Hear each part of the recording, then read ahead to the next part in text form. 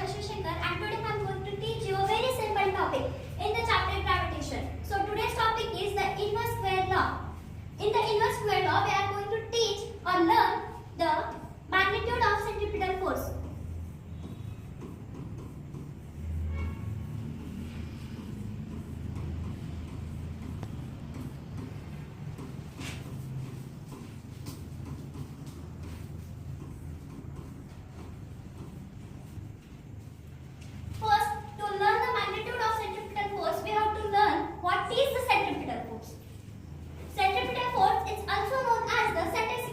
Because it is directed towards the center.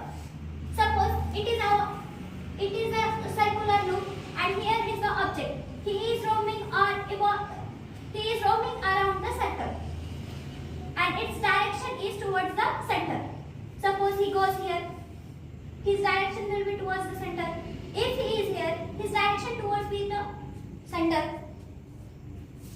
So in simple way, we know that the centripetal force is the force which is directed towards the center.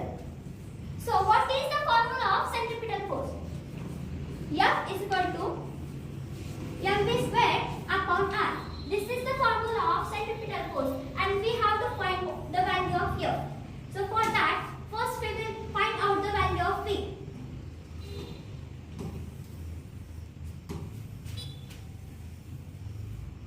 So our formula is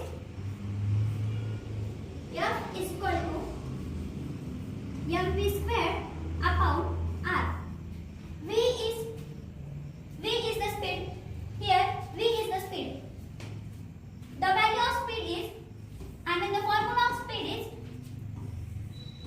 distance upon time. Distance upon time. The distance covered by an object per unit time is also known as the speed. So we have to put that in the formula. As we know, it is the circle and our object is evolving around the circle. So the distance will be the circumference of the circle. So what is the formula of circumference of the circle? Yes is equal.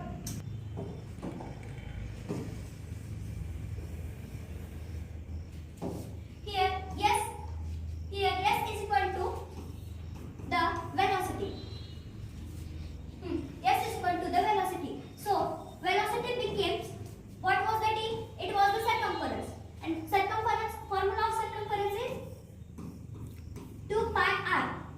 We put that 2 pi r in that place of D and upon T as it is. So we have to put this value here in our real formula. So what will be the formula? F is equal to M into the value of V, 2 pi r upon T.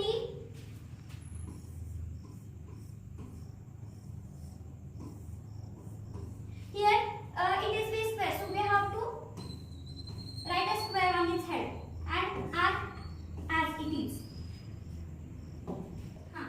So F is equal to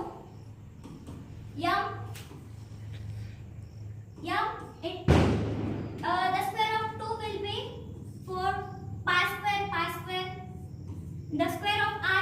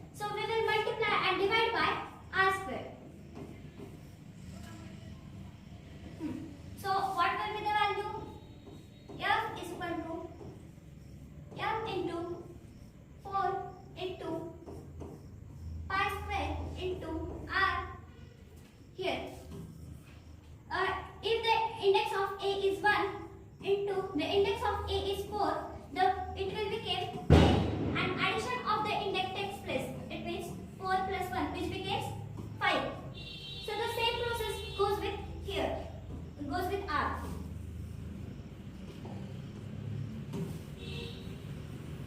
Of R is 1 and here is 2. So it will become the cube of R upon here R square as it is into T square.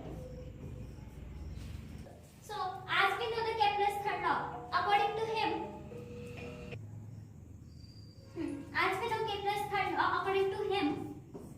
the square of time is directly proportional to the cube of distance. T square is directly proportional to the R cube. We can also write it as a T square upon R cube is equal to K.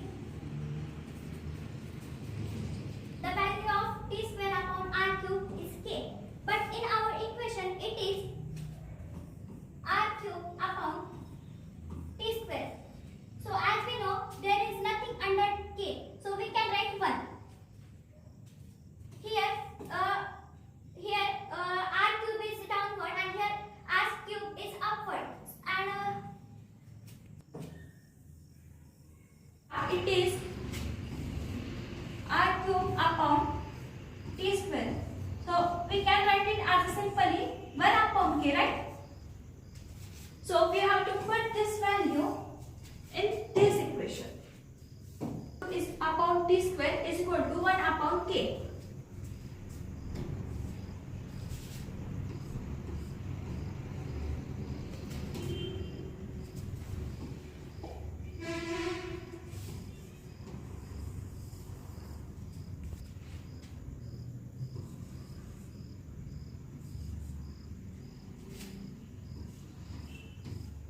We can write it R cube upon T square as 1 upon K. So we will write it